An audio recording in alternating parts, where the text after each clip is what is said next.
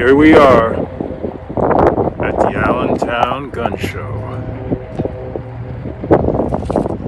Not a lot of people, but there should be some good deals. Let's go check it out.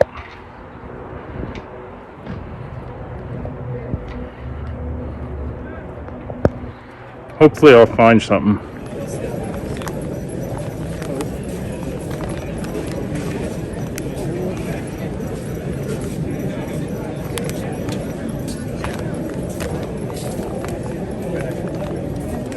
Oh, look at that.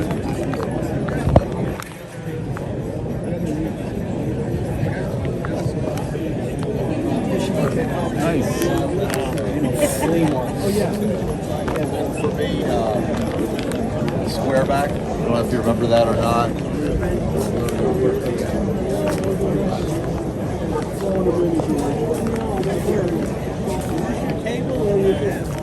Buying this gun from him. Oh, okay.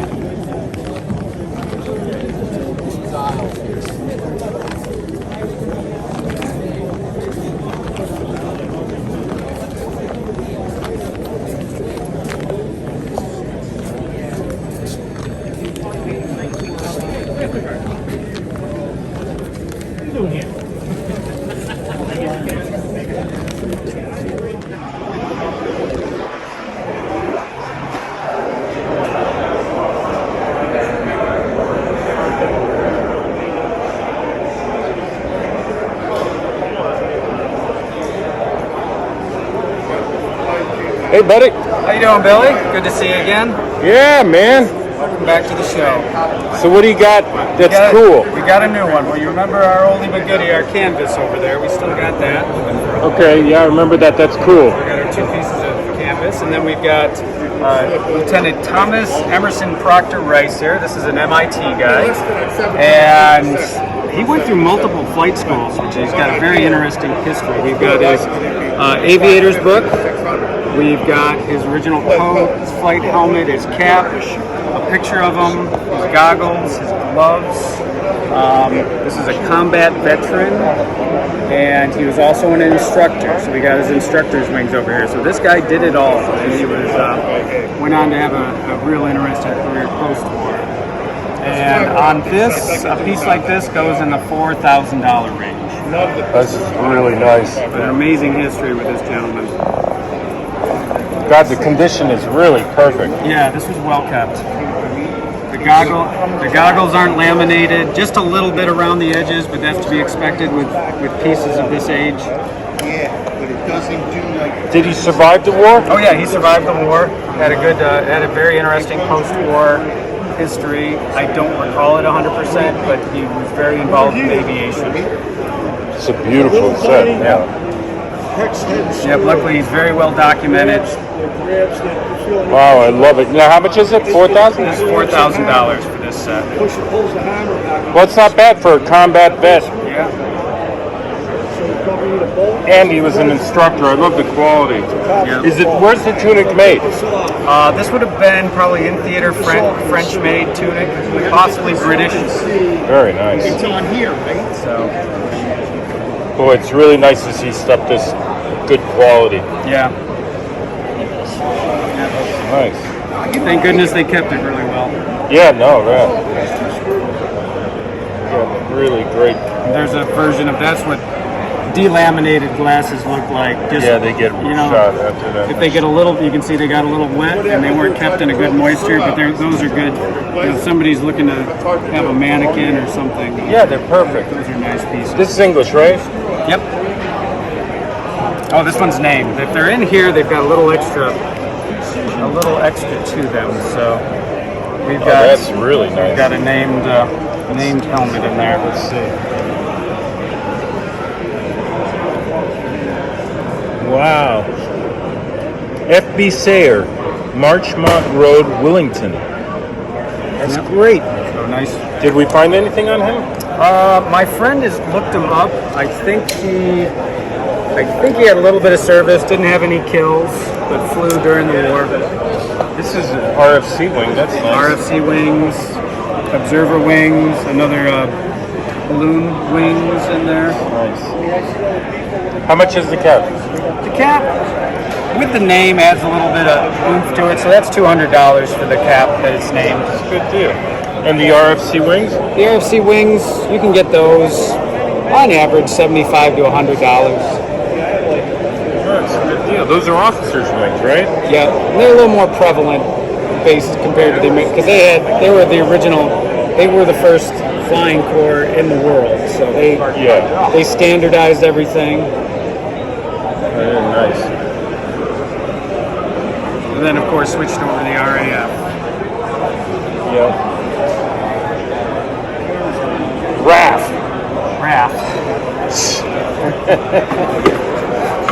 Look at that painted helmet. Holy smokes, that's gorgeous.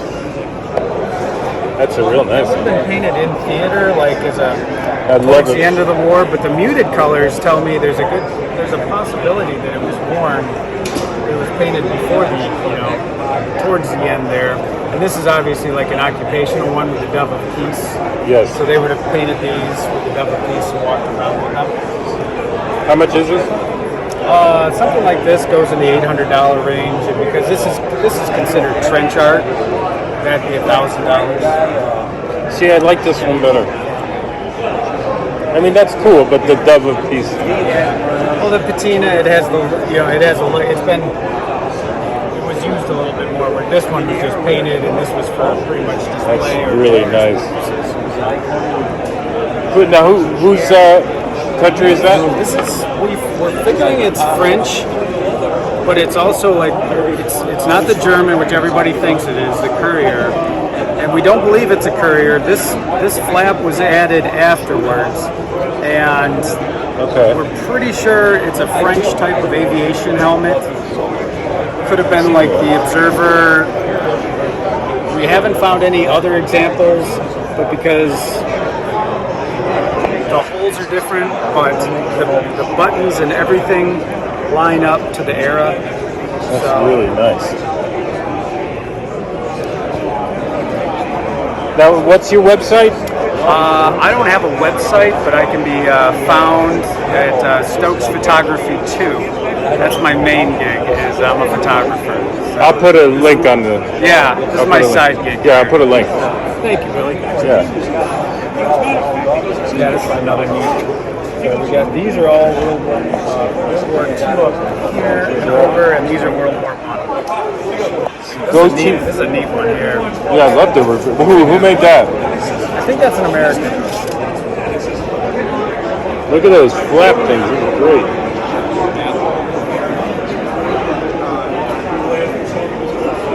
Very cool. And this is a Normandy camo, right? No, I sold my Normandy camo at the last show. This is a wood pulp. They mixed in wood. You can feel it's more rougher on the back. Oh, it's a wood pulp. What does that go for? That's $1,800 right there. Yeah, that's a really good one. Oh, you got a double decal. Look. Double decal. How much is that? Double decals go for $1,000. The single decals go for around $600.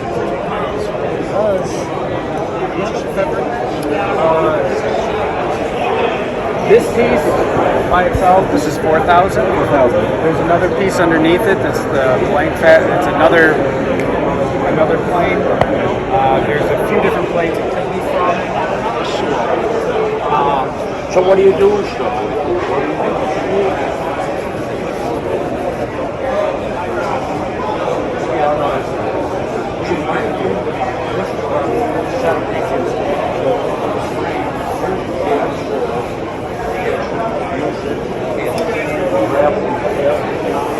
The blade wasn't, it had a few little things in it.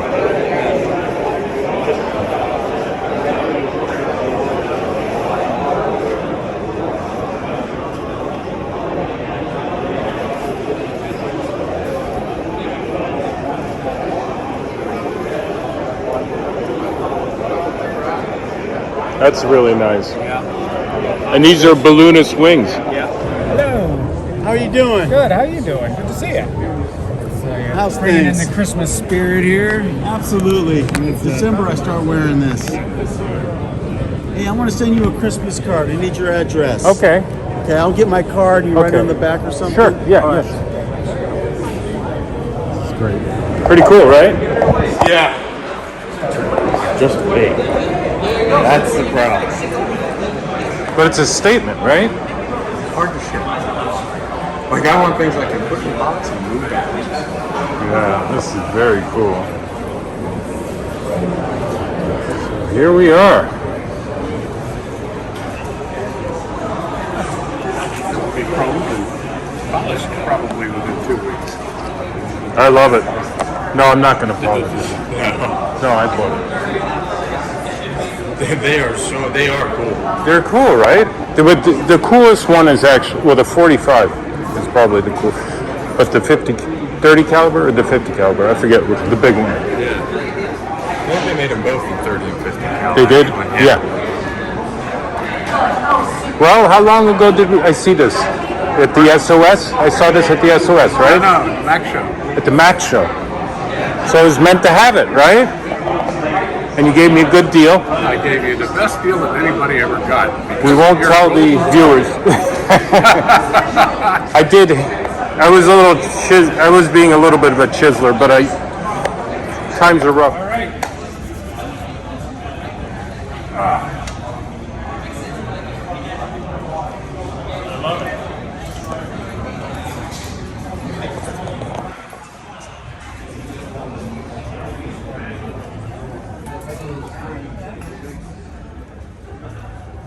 Don't shoot that at everybody. Say hello to my little friend. What are you going to do with that? Right to the bank. One hell of a bullet. All right. There you go. Yeah. Okay, well, here it is. It's probably made in 1944, 45. It's an instructional model and cutaway of an M1 carbine, which was a great World War II semi-automatic rifle. But look at the quality. And this was made to teach the soldiers how the thing actually works, the inner workings.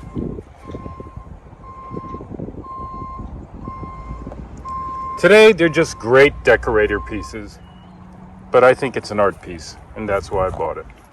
It's very well crafted. It doesn't shoot anything, obviously. It's just a great piece. It's wider than my car. Unbelievable.